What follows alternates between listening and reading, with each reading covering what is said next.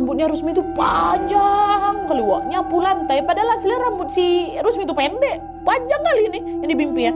Nah ngerasa kepala ngegelinding, kepala kakaknya yang sudah meninggal. Bayangkan sama kalian. Setelah kejadian Maida ditampakin sama sosok menyeramkan tadi, perasaan si Sari pun jadi makin was-was Wak. Dia selalu nggak tenang dan tiap kali juga beraktivitas dia ngerasa kayak ada yang merhatiin dia diam-diam gitu loh. Nah karena dia nggak nyaman sama perasaan itu, Sari pun akhirnya cerita lah sama suaminya, "Bang, aku udah gak nyaman lagi tinggal di sini, Wak." Wak pula, "Bang, tiap hari rasanya macam ada yang ngeliatin aku. Hawa di rumah ini gak enak." Suami bilang, "Udahlah dek, itu cuma perasaan kamu aja. Toh selama ini juga kamu gak pernah kan lihat yang aneh-aneh. Sabar dulu ya. Kalau rumah kita udah jadi, kita pasti langsung pindah kok." Dan by the way nih Wak ya, sampai dia curhat ini, kontrakan mereka masih sering digonggongin anjing tiap maghrib Wak. Masih. Cuma intensitasnya udah gak sesering dulu memang. Tapi selalu datang. Tiba-tiba kok. Tiba-tiba dengar perkataan suaminya, mau nggak mau Sari pun berusaha sabar lah itu menunggu rumahnya selesai dibangun. Tapi kesabaran Sari malah makin diuji karena nggak lama dari situ muncul lagi kejadian horor yang nimpa keluarga lain. Nah jadi hari itu ada ponakannya Adin namanya Rusmi lagi main ke kontrakan mereka sama pacarnya yang namanya Aziz. Nah Aziz ini berasal dari luar kota Wak, dan waktu itu dia lagi main ke Lampung untuk ngapelin si Rusmi.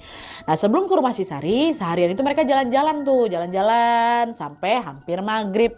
Nah sepulang dari main, Aziz ini rencananya mau ngantar si Rusmi untuk pulang ke rumah. Cuman rencana itu batal gara-gara mereka kemalaman dan gak nemu angkutan umum yang bisa ngantar mereka sampai ke rumah si Rusmi. Akhirnya Rusmi bilang di situ, "Bang, mau nggak kalau kita nginap dulu aja di rumah saudaraku Bang Adin namanya. Kebetulan rumahnya juga dekat dari sini.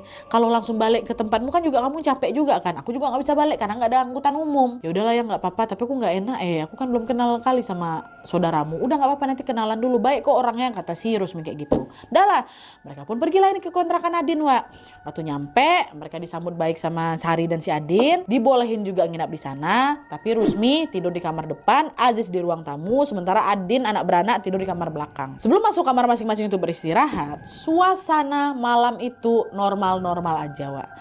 Tapi ketika waktu menunjukkan jam 3 malam, ketika mereka semua udah di tempat tidur masing-masing nih ya, tiba-tiba Aziz yang tidur di ruang tamu ini Wak, merintih kesakitan dalam posisi masih tidur, masih tutup mata.